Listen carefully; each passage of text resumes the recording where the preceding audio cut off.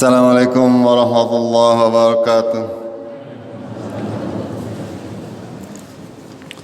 Alhamdulillahi rabbil alamin. Nahmaduhu wa nasta'inuhu wa nastaghfiruh wa na'udzu billahi min shururi anfusina wa min sayyiati a'malina.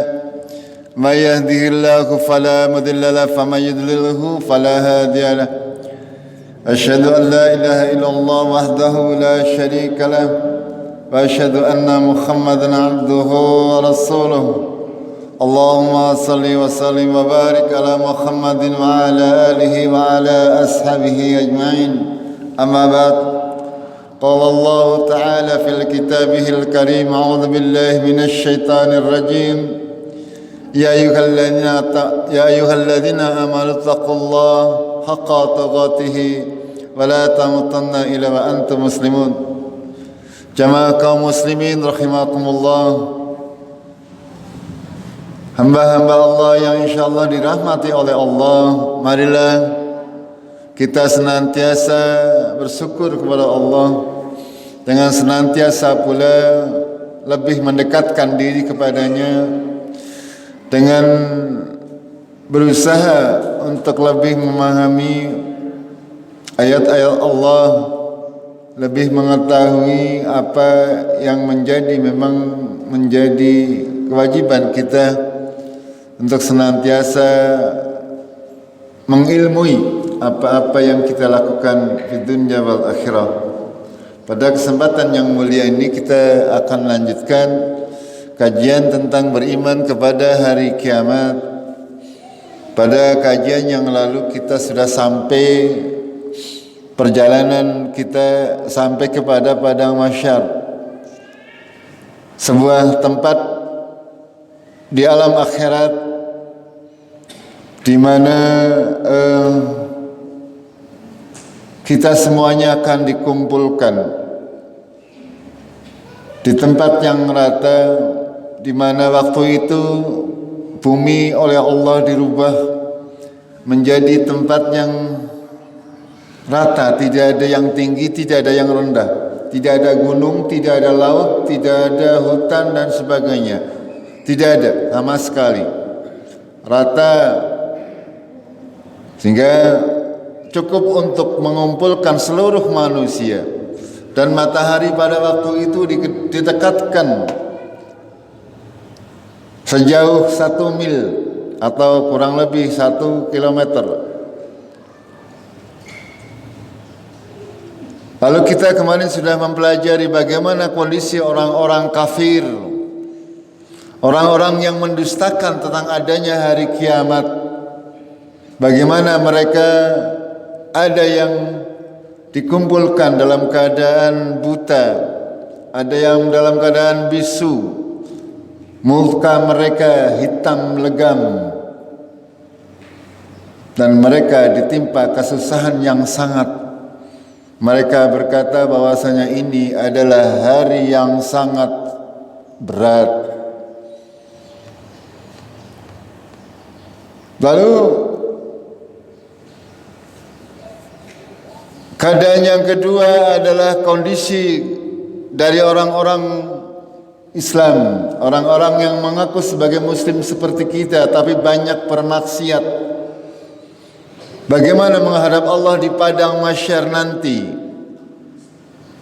Pada prinsipnya adalah apa yang kita lakukan di dunia akan kita bawa di yaumul qiyamah.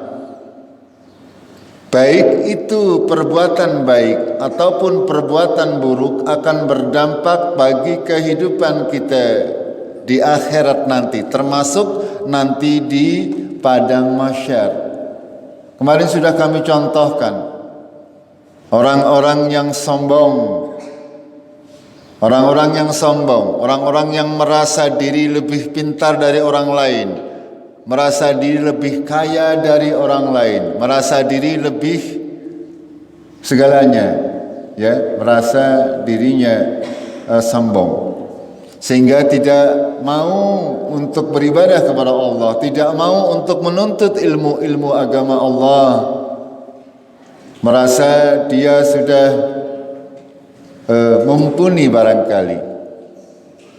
atau sombong dengan kekayaannya, atau sombong dengan kekuasaannya.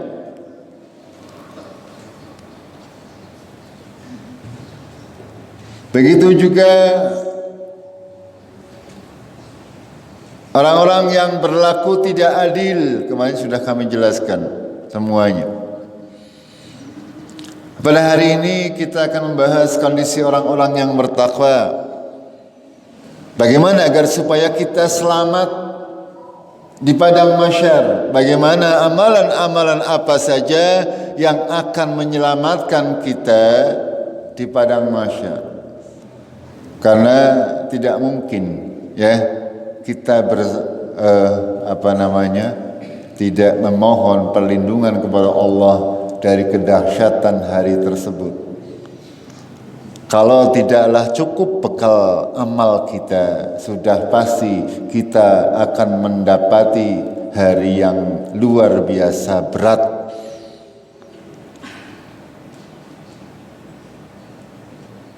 Dan itu berlangsung luar biasa lama.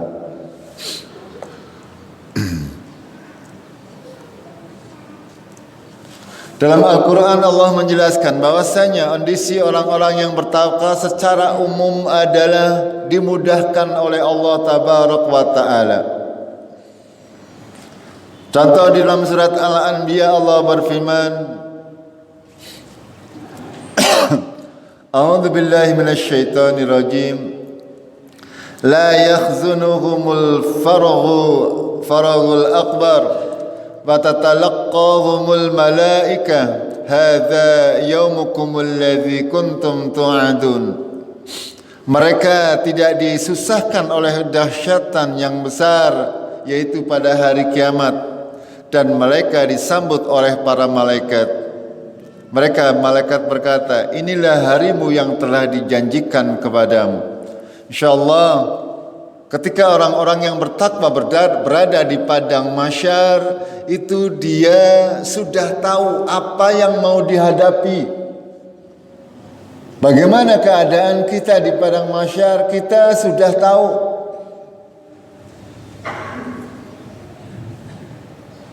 Makanya bagi orang yang bertakwa bersegera untuk mempersiapkan diri.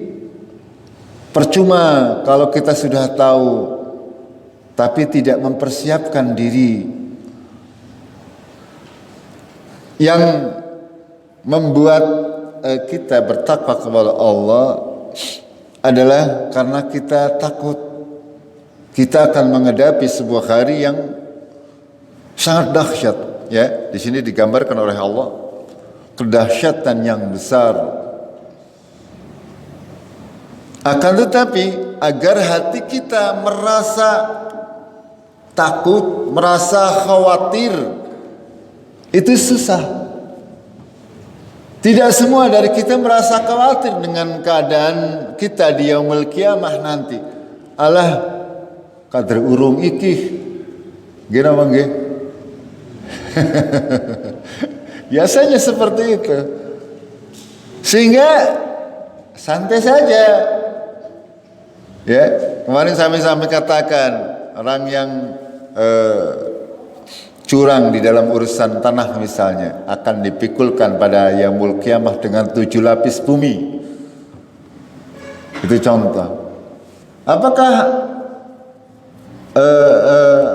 otomatis atau seketika orang-orang yang berbuat seperti itu langsung bertobat? Tidak. Gini Ustaz. Tidak otomatis bertobat, tidak. Karena apa? Lah suwe. itu contohnya. Atau orang sombong tadi disampaikan, dia akan dikumpulkan di padang mahsyar, bentuknya manusia tapi ukurannya seperti semut. Itu. Padahal di padang mahsyar semua manusia dikumpulkan. Masing-masing orang itu hanya mempunyai kaplingan yang cukup untuk berdiri. Orang yang jonjang, ya. Artinya tempatnya hanya bisa untuk berdiri karena saking penuh sesaknya. Dan panasnya na'udzubillah. Itu.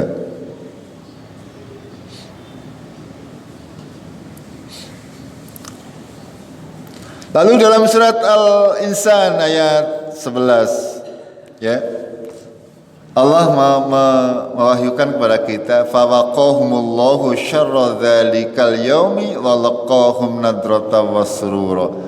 Dan Allah memelihara mereka dari keburukan, ya, dari keburukan pada hari itu, dan akan menemui mereka, akan diberi kesenangan dan kemudahan oleh Allah Tabaraka wa Ta'ala. Ini menandakan bahwa secara umum orang-orang yang bertakwa adalah akan dimudahkan oleh Allah Tabaraka wa Ta'ala. Akan tetapi sudah barang tentu kalau dia di dalam hidupnya bersegera untuk menjalankan kebaikan-kebaikan yang dipersyaratkan, agar supaya kita dimudahkan oleh Allah di padang mahsyar. Contoh di sini dalam surat Al-Insan saya bawakan ini, sebenarnya konteksnya hanya di ayat yang 11, akan tapi agar supaya kita dimudahkan oleh Allah di padang mahsyar itu adalah pada ayat yang sebelumnya. Contoh di sini.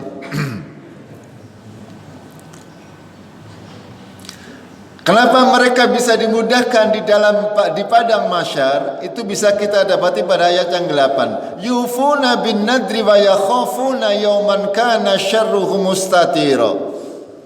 Mereka dimudahkan di padang mahsyar karena mereka sewaktu hidup di dunia mereka menunaikan, melengkapi nazar-nazarnya pada waktu hidup di dunia. Dan mereka yakhafuna yauman kana syarruhu mustatir. Mereka takut akan satu hari, yaitu di padang mahsyar, ya, yang syarruhu mustatiro, yang kesulitannya apa ya? Kabian serba angel, cara wong Cikadune ya bahasanya. Mustatiro itu seperti itu.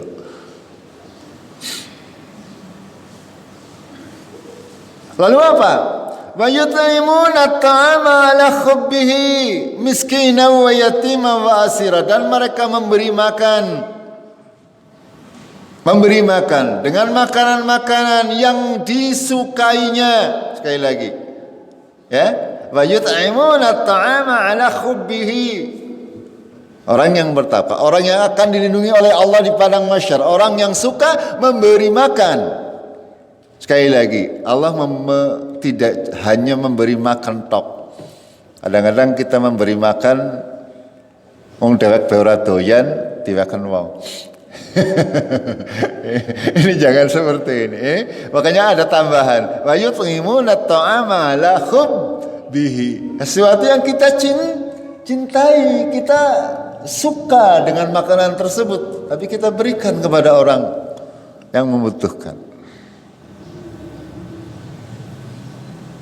Kepada orang miskin, kepada anak yatim, kepada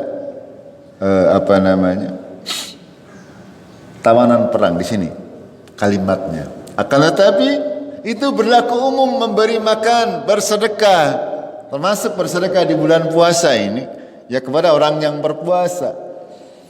Ini dalam rangka untuk apa? Untuk kita agar supaya dimudahkan oleh Allah di padang mahsyar.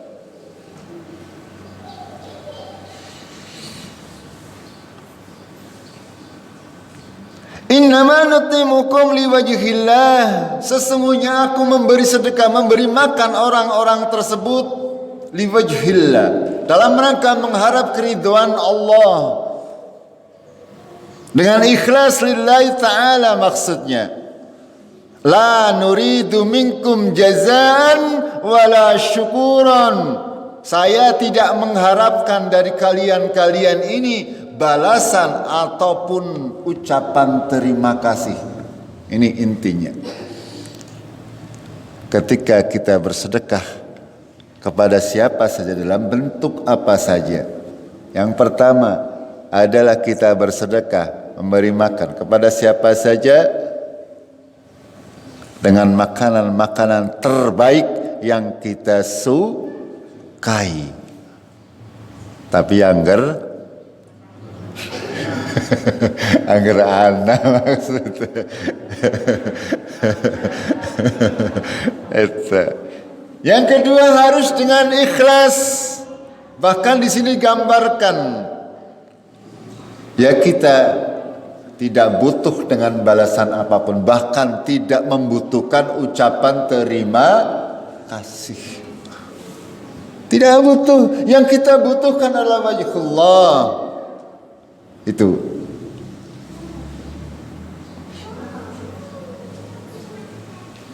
Inna nakhafu min rabbina yawman abusan qamtarira. Sesungguhnya kami takut kepada Tuhan kami pada hari yang sangat-sangat menyulitkan. Ngabusan qamtarira, yaitu hari di mana kita mulai dibangkitkan dari alam kubur kita sampai diputuskan segala perkara. Apakah kita termasuk penghuni surga atau penghuni neraka? Ini.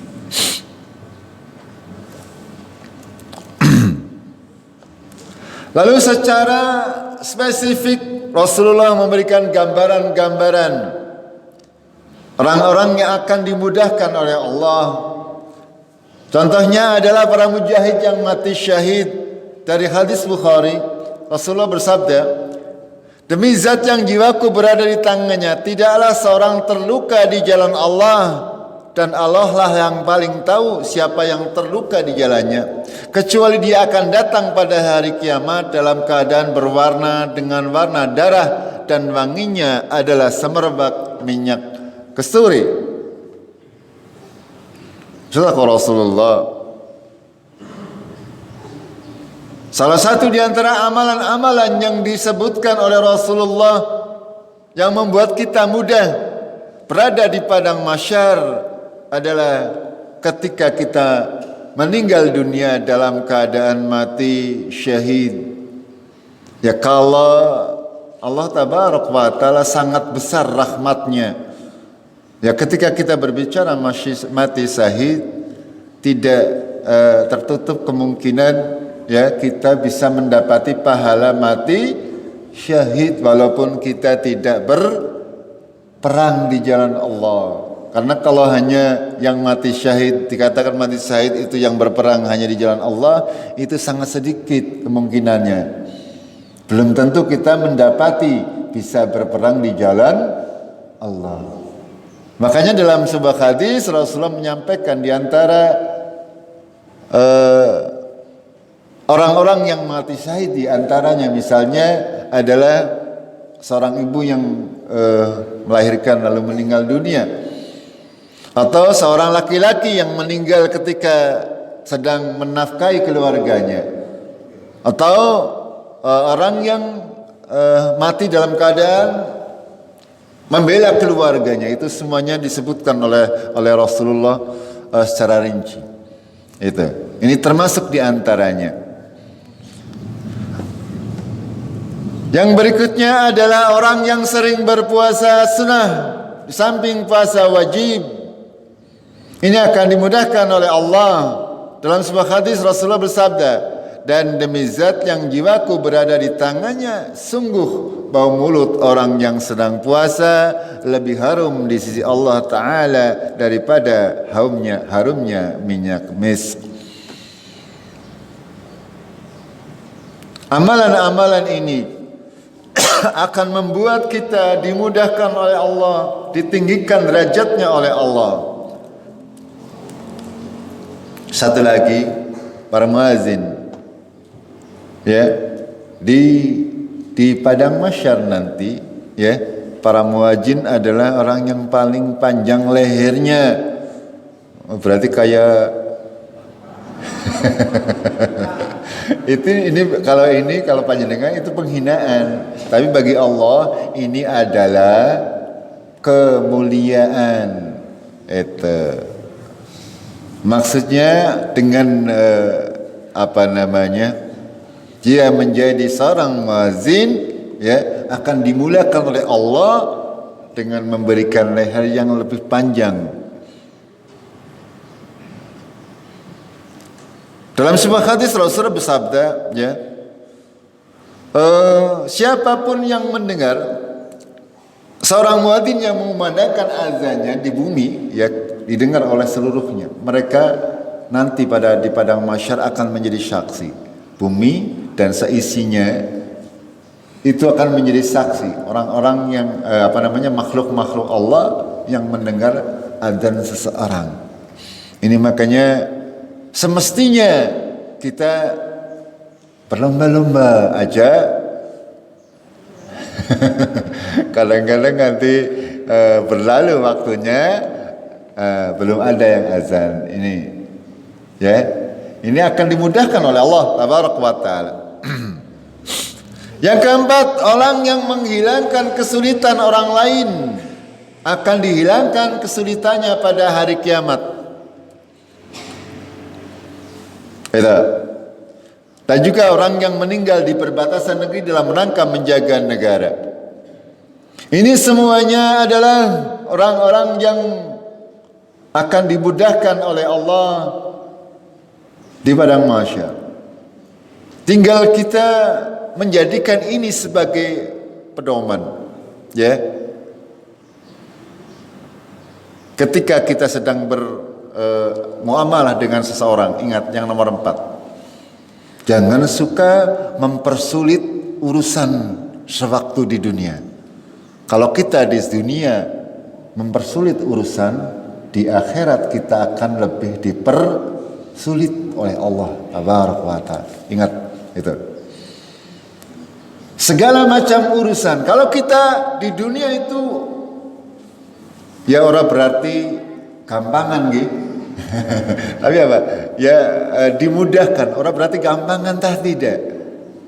Bukan serba boleh tidak. Ya semuanya akhirnya disesuai dengan kondisi dan situasinya. Dimudahkan semuanya. Semua urusan dibikin lebih simpel. Kalau bisa dengan mudah, kenapa harus susah? Itu prinsip kita. Harus senantiasa, termasuk dalam masalah hutang piutang misalnya. Kalau kita bisa dan kita ada, sementara saudara kita membutuhkan, kenapa? Kenapa kita harus over? Itu kalau memang orang tersebut amanah. Kalau memang orang yang menghutangi tidak amanah, ya tidak disalahkan. Itu. Apalagi hutangnya enggak apa? Tuku hutang nggak tuku mobil contohnya. Itu ya. Tidak apa-apa. Lalu, ya, ini yang sering kami sampaikan. Ada 7 golongan yang mendapat naungan di padang mahsyar. Kita akan bahas secara rinci satu persatu. Melalui hadis Rasulullah sallallahu alaihi wasallam, bismillahirrahmanirrahim. Sab'atun yudilluhumullahu fi dillatihi fil dillahi yauma la dilla illa dulluhu. Ada 7 golongan. 7 golongan ini bukan pembatasan hanya 7 tok, tidak. Oke, sekali lagi. Ini hanya kita mengenal dalam ilmu syariat ini, Allah dan Rasulnya banyak menggunakan kata-kata 7 lapis langit, ya. Ada 7 ayat yang diulang-ulang, 7 surat yang diulang-ulang. Ini maknanya, kata para ulama, itu menunjukkan bisa banyak tidak terhingga. Ya, walaupun di sini hanya ada 7 takan, tapi ada juga amalan-amalan yang lain yang membuat kita mendapat naungan di padang mahsyar. Bahkan para ulama sudah menyusunnya sangat banyak, sampai 70 amalan. Akan tetapi, ya, kita akan bahas dari dasar hadis-hadis yang memang disepakati oleh para ulama kesahihannya. Secara ringkas adalah yang pertama adalah imam yang adil, yang kedua adalah as-sabun nasy'ata bi ibadatillah, itu maksudnya adalah pemuda yang tumbuh dengan ketaatan kepada Allah. Itu. Di sini harus kita ketahui ya, ini berlaku umum. Imam yang adil itu adalah laki-laki dan perempuan, siapapun juga. Begitu juga pemuda, termasuk juga pemudi yang tumbuh dengan ketaatan kepada Allah. Wa rajulun qalbuhu mu'allaqun fil masajid, orang laki-laki yang hatinya tertambat di masjid, itu juga berlaku bagi kaum wanita. Sudah barang tentu kaum wanita itu tidak tertambat di masjid, tapi nanti kita akan jelaskan. Warajulani takhaba fillah, dua orang laki-laki, ya ini juga masuk juga dua orang perempuan, ya, saling mencintai karena Allah, berkumpul karena Allah, berpisah karena Allah. Seperti kita berkumpul di sini karena Allah, nanti berpisah juga karena Allah. Atau seorang yang saling bersahabat, ini berlaku laki-laki dan perempuan, artinya laki-laki dengan laki-laki, perempuan dengan perempuan bersahabat karena Allah Tabaraka wa Ta'ala. Panjenengan ketemu siapa saja, di mana saja, di kajian ya misalnya, lalu menjadi seperti saudara, ini maksudnya berkumpul dan berpisah karena Allah.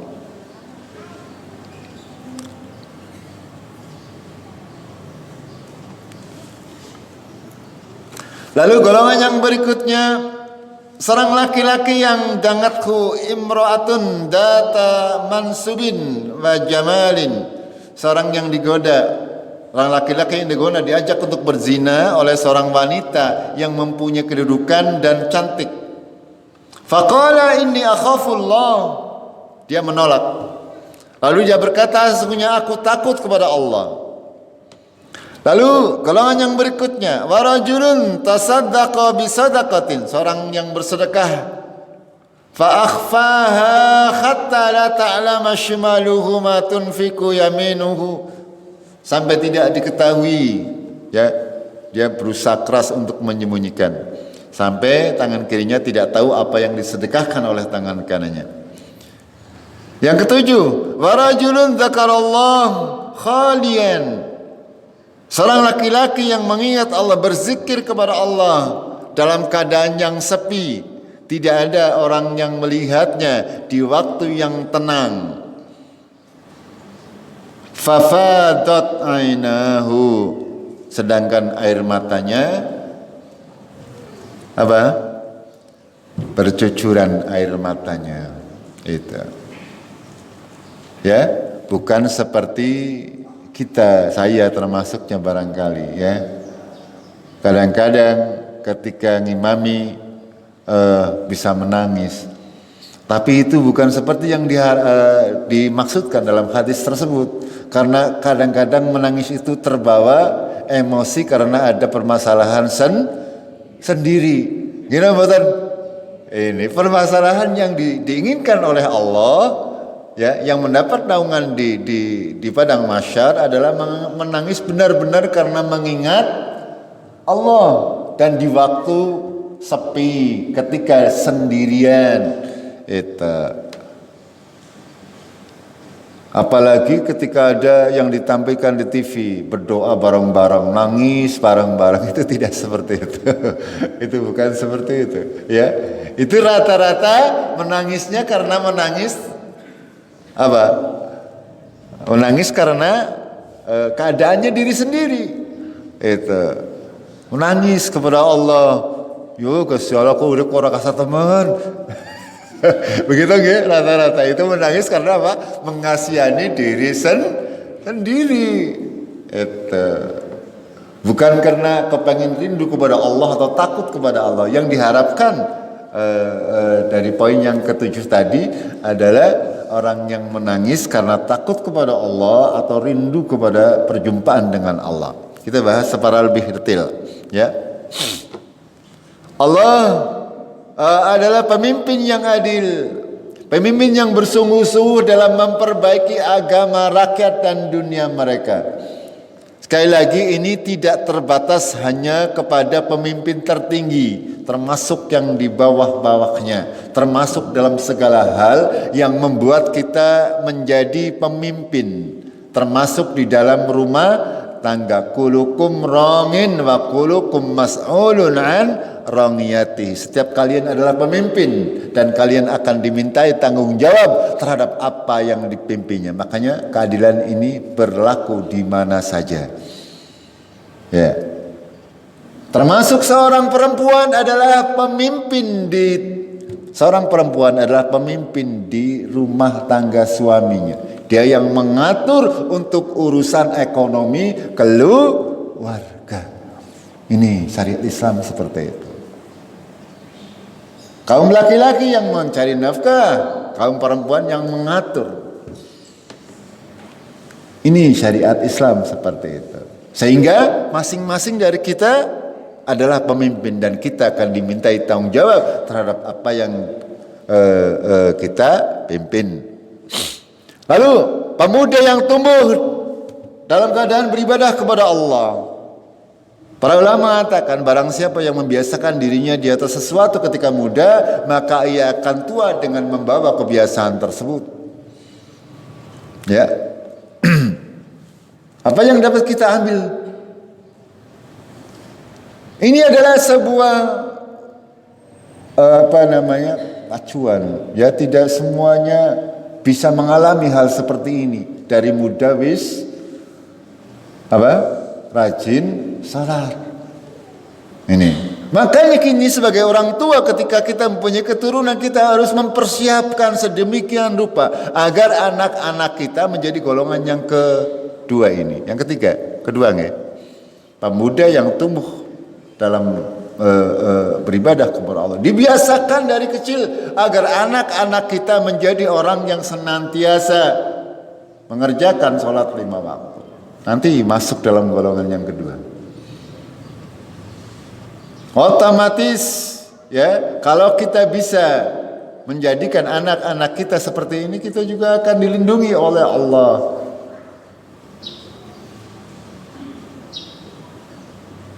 Ini menjadi motivasi kepada diri kita sebagai orang tua.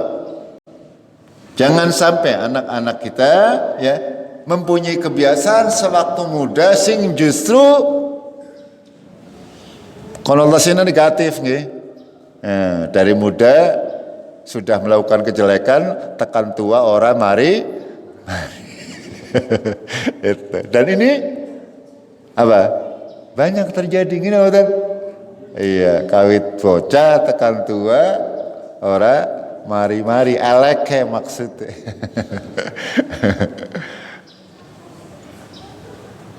Lalu kelompok yang ketiga, seorang yang hatinya senantiasa terpaut pada masjid. Ya, artinya ini berlaku laki-laki dan perempuan. Kalau laki-laki terpaut di masjid, artinya walaupun dia mempunyai jadwal yang sibuk, pekerjaan yang sibuk, ingat ketika waktu sholat, ke waktu duhur, cari masjid yang terdekat. Kalau memungkinkan, kecuali memang tidak memungkinkan, ya tidak apa-apa. Ini senantiasa terpaut hatinya. Itu.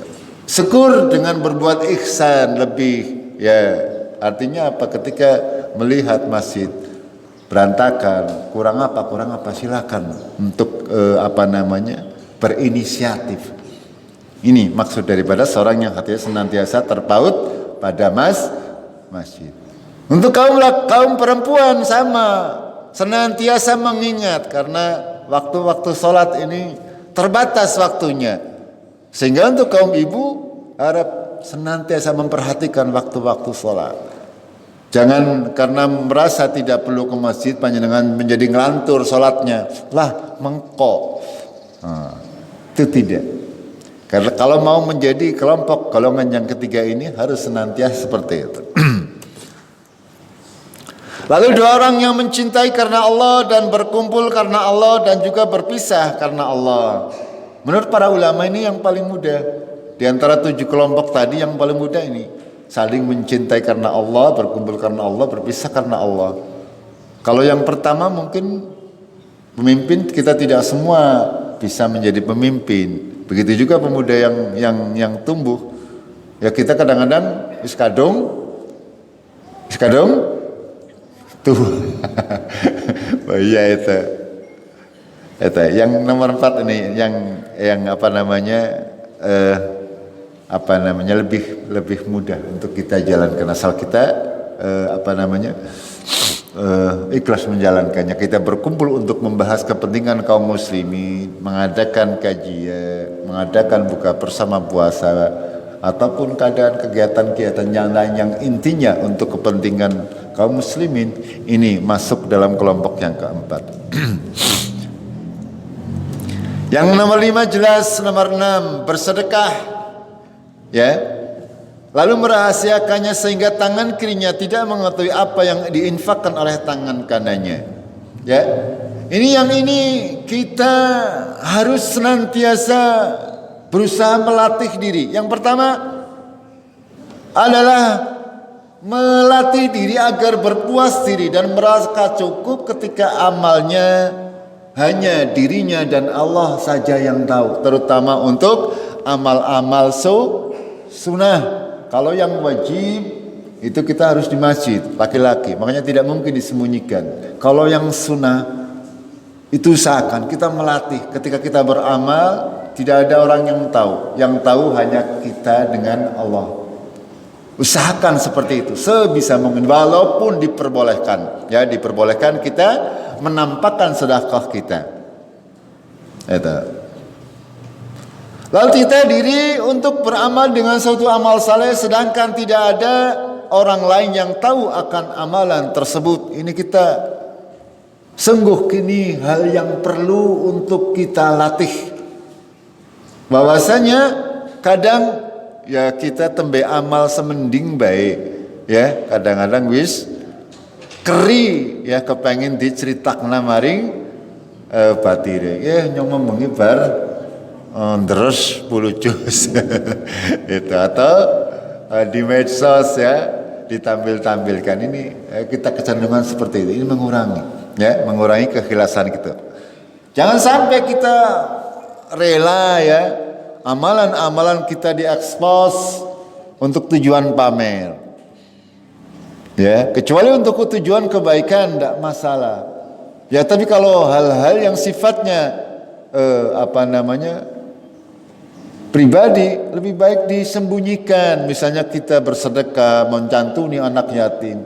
Jangan mau seperti para artis ya, diekspos seluruh dunia mengetahui, bahkan mengundang televisi ya kondisiar nanyong lagi sedekah. Ini jangan seperti itu. Allah tabarak wa ta'ala berfirman dalam surat Al-Baqarah ayat 21, in tubdu sadaqati fa ni'ma hiya wa in tukhfuha wa tu'tuha al-fuqara fa huwa khairul lakum wa yukaffiru ankum min sayyi'atikum wallahu bima ta'maluna khabir. Jika kalian menampakkan sedekah, itu baik jika ada tujuannya. Tujuannya untuk apa? Untuk syiar. Jika itu ada tujuannya untuk syiar, boleh kita menampakkan amalan kita. Ya, contoh misalnya di sini masih merekam untuk ditampilkan di YouTube dan sebagainya, itu boleh. Tapi kalau untuk pamer tidak boleh. Itu. Termasuk dalam segala macam ibadah. Ya. Yang ini konteksnya adalah untuk ibadah sedekah. Akan tapi kata Allah, wa in tukhfuha wa tu'tuhal fuqara fa huwa khairul lakum. Jika kamu menyembunyikan dan langsung memberikan kepada orang yang membutuhkan, fa huwa khairul lakum, maka dia lebih baik bagi kalian. Itu. Kita biasakan memberi secara sembunyi. Misalnya panjenengan ditawari, ada orang yang mau menjual sesuatu karena butuh, ya, menjual apalah barang apa, ya, panjenengan langsung saja beli, tidak usah menawar, dalam hati sebagian untuk bersedekah. Ini contoh agar supaya apa? Agar tersembunyi amalan, benar-benar tidak ada yang tahu, ya.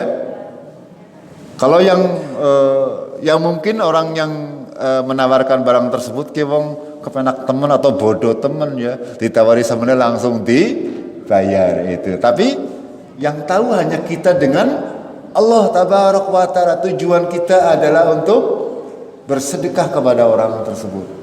Itu. Misalnya kita melihat pembeli yang penjual ataupun orang yang menjual sesuatu, keadaannya adalah seperti seorang fakir. Nah, kita bertindak seperti itu. Atau dalam perkara-perkara yang lain, silakan panjenengan berusaha sekali lagi sekuat tenaga untuk menyembunyikan. Karena ini sekali lagi itu adalah lebih baik daripada menampakkan. Dikit lagi. Seorang yang berzikir, ya, mengingat Allah di waktu sunyi, lalu berlinanglah air mata. Tangisannya, sekali lagi yang kami sampaikan tadi, adalah tangisan rindu dan takut kepada Allah. Ingat akan azab Allah, ingat akan padang mahsyar, ingat akan sirat. Ini yang membuat orang tersebut bercucuran air mata. Udu karena sedih tentang awak dewek.